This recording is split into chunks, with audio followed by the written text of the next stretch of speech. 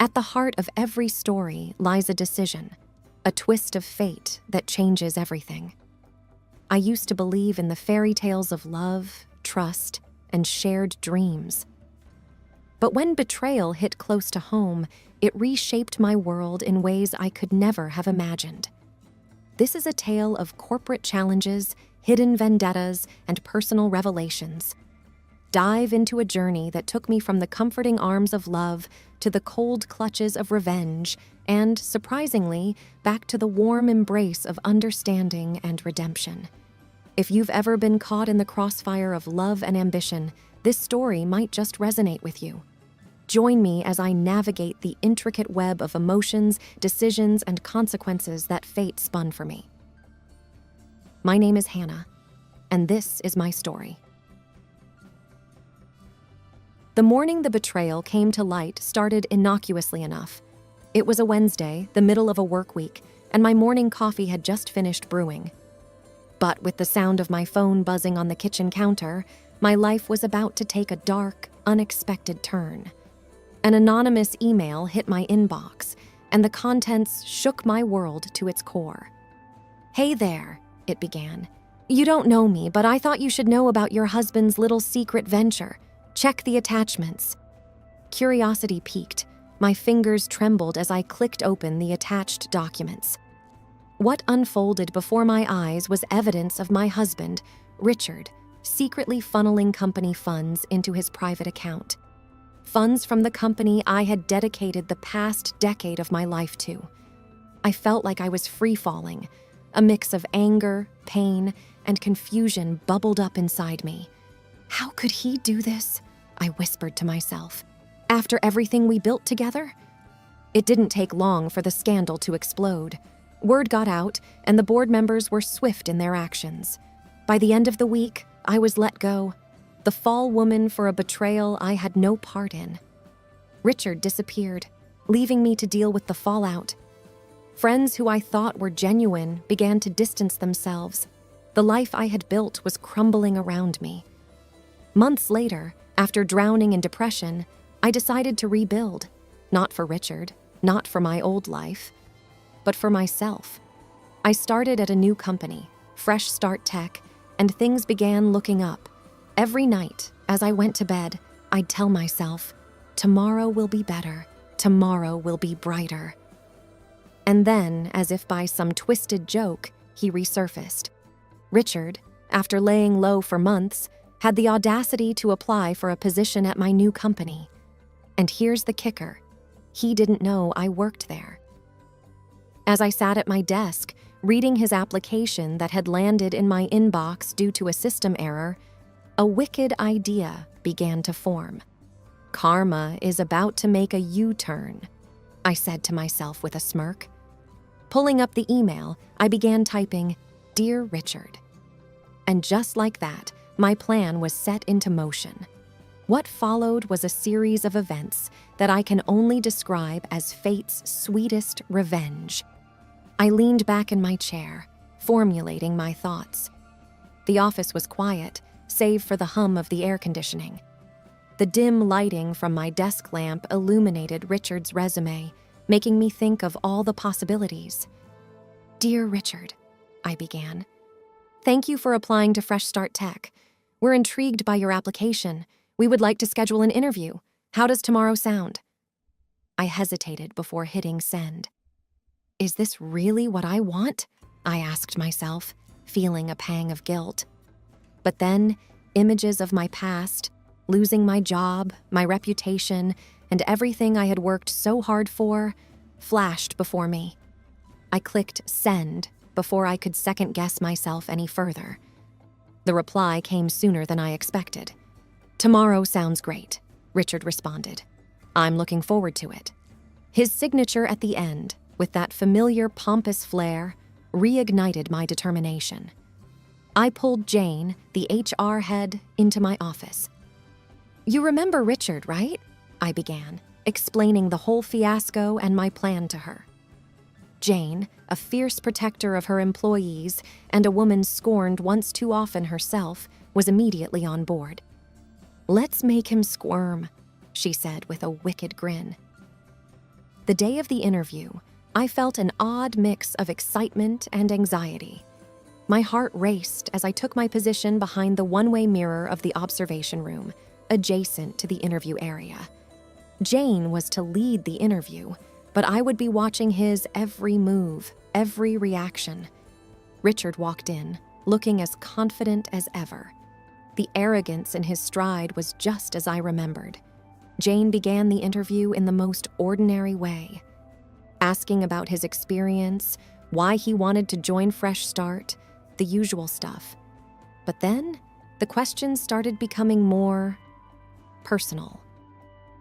"How would you handle betrayal from someone you trust?" she asked, eyeing him intently. Richard shifted uncomfortably, clearing his throat. I believe trust is the foundation of any relationship, be it professional or personal," he stuttered, clearly caught off guard. Jane continued. "Have you ever faced a situation where your integrity was questioned?" His face flushed, beads of sweat forming on his brow. I suppressed a smirk, taking a sip of my coffee. The show had just begun. He struggled through the rest of the questions, the atmosphere thick with tension. And then, just when he thought it was over, Jane delivered the final blow. "We've recently hired someone you might know," she said nonchalantly, sliding a photo across the table. A photo of me, taken during a recent office party. I could almost feel the blood drain from Richard's face. I didn't know she worked here," he murmured, his voice barely above a whisper. Jane leaned in, her face inches from his. "Oh, didn't you? Well, she's doing great, by the way, thriving even. Funny how life turns out, huh?" The interview ended shortly after. Richard practically sprinted out of the room, his dreams of a cushy job at Fresh Start Tech shattered. As the door closed behind him, Jane walked into the observation room, her face beaming. "That felt good," she said, high-fiving me. I smiled, taking a deep breath. "It's a start," I replied. "But I've got a feeling this is just the beginning." Word quickly spread around the office about Richard's disastrous interview. My colleagues were supportive, their whispers of encouragement mingling with disdain for Richard's audacity. For once, office gossip was on my side. A week later, a colleague named Marcus popped his head into my office. "Heard you're a coding genius," he started. I raised an eyebrow in surprise. I did know coding, but genius might have been stretching it. There's an anonymous blog going around about Fresh Start's successes and failures. Some posts have sensitive information that only someone internal would know. My heart sank. It couldn't be. Richard wouldn't be so brazen, would he? "Show me," I demanded. Marcus handed over his tablet, and the anonymous blog stared back at me. Sure enough, there were posts suggesting inside knowledge. One post even hinted at my past, with just enough vagueness to stoke curiosity without outright stating facts. I thought back to Richard's technical prowess. He wasn't just good, he was excellent. Tracing him would be a challenge. I need to figure out who's behind this, I said to myself, my determination rekindling. Over the next few days, I dove deep into the virtual world, dusting off old coding skills and seeking help from hacker forums. I was up against a mastermind, but two could play that game. Late one night, as I pored over lines of code and server logs, a breakthrough came. An IP address, hidden behind layers of encryption, pointed to a familiar location. Richard's old office space, which he had converted into a makeshift apartment post our fallout. Now, with evidence in hand, I needed a plan. I called Jane and Marcus, and together, we hatched a strategy. Using the blog as bait, we would create a fake company scandal, something so juicy Richard wouldn't be able to resist posting. Over the next few days, fabricated emails about a potential merger, one that would jeopardize hundreds of jobs, were strategically leaked where Richard could find them. As expected, the story was up on his blog within hours. The trap was set. As the story exploded online, our fictional narrative played out perfectly. Employees, in on the ruse, expressed faux outrage on social media, amplifying the chatter. Every local news outlet was talking about the upcoming merger at Fresh Start Tech. By now, Richard was probably reveling in his perceived success, believing he had inflicted maximal damage. But our team was only getting started. Jane used her media contacts to hint that the whistleblower might be a disgruntled ex-employee with a personal vendetta. The focus slowly shifted from the scandal to the mysterious blogger. Then, Marcus approached me with a wild idea. "What if we can tie him up financially too?" he mused. I was intrigued. Marcus explained that with Richard's technical expertise, he had to be using a VPN and other premium tools to keep his activities covered. Tools that weren't free. With Marcus's knowledge in cyber forensics, we could trace back his digital payments. The task was daunting, but the duo of Marcus and myself was relentless. Days turned into nights as we scoured the depths of the internet, chasing down the breadcrumbs Richard had unwittingly left behind. One afternoon, amidst a pile of payment gateways and masked transactions, a clue emerged. A single payment to a premium VPN service linked to an account under a pseudonym King Richard used in college. Jackpot. But how would tying him to a VPN payment make a difference? Here's the twist. Using VPNs for malicious activities violated the terms of service of most providers. If we could prove Richard's misdeeds and report them, not only would he lose his cover, but he would also face hefty fines. Gathering all our evidence, we approached the VPN provider. To our delight, they were extremely cooperative, condemning any misuse of their services. Within days, Richard's service was terminated and a significant fine was levied on him. We didn't stop there. We also sent all our findings to other tools and services he had used, ensuring a domino effect of penalties and account closures. Meanwhile, the fake company scandal had served its purpose. The media had grown suspicious, and when no concrete proof of the merger surfaced, they realized they'd been played. Articles began popping up, discrediting the mysterious blogger and his dubious sources. Feeling the heat, Richard finally posted a retraction on his blow, apologizing for spreading misinformation. However, the damage to his credibility was done. His reputation as a reliable source was in tatters. One evening, as I relaxed in my living room, a soft chime alerted me to a new email. The sender, Richard, the content, an apology. He wrote about his regret, his realization of the harm he'd caused, and his desire to make amends.